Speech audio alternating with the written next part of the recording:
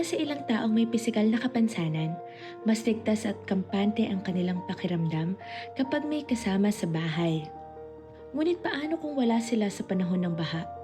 Ano ang maaari nilang gawin para manatiling ligtas?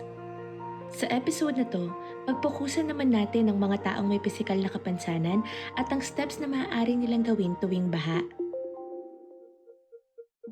Bago pa man dumating ang baha, gumawa ng body system sa iyong barangay. Maghanap ng isang taong maaasahan maliban sa pamilya na nakakaalam ng iyong pisikal na kondisyon. Sila ang magiging backup contact ninyo kapag walang caregiver. Bago tumaas ang baha, kunin lahat ng mahalagang gamit tulad ng assistive device, gamot, dokumento, 1-week supply ng pagkain at tubig. Ilagay ang mga ito sa waterproof na go bag o lalagyan. Pitpitin lamang ang makakaya. Kapag madulas ang sahig, maglakad ng dahan-dahan habang hawak o gamit ang assistive device. Patayin agad ang main switch ng bahay. Magsuot ng t-shirt na puti o may matingkad na kulay para makita agad ng mga rescuer. Magsuot ng sapatos na hindi madulas. Umakyat sa pinakamataas na palapag ng bahay.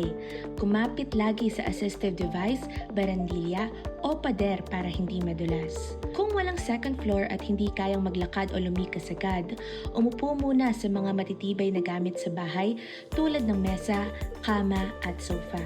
Maaaring gumamit ng flotation device gamit ang mga plastic container na walang laman. Iposisyon ang sarili malapit sa mga bintana at pintuan upang makita agad ng mga rescuer. Kung may cellphone at signal, tawagin agad ang barangay o medic.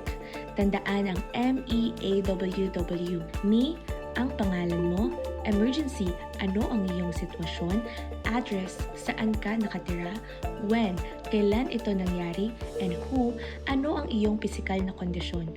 Kung walang cellphone at mataas na ang level ng tubig, sumigaw para makuha ang atensyon ng mga rescuer. Sumigaw sa kanan, sa gitna, kaliwa at likod. Iwasang lumangoy o lumusong sa baha, lalo na kung mayroong medical condition at mahina ang resistensya. Gamitin lamang ang itaas na parte ng katawan tulad ng mga kamay at braso. Huwag masyadong igalaw ang mga paa, binti at tuhod kung ito ay masakit. Panghuli, manatiling kalmado at hintayin na humupa ang baha at dumating ang mga rescuer. Iba-iba man tayo ng sitwasyon tuwing baha, iisa ang mensaheng dapat nating tandaan. Sa bawat hamon, may paraan para makaahon.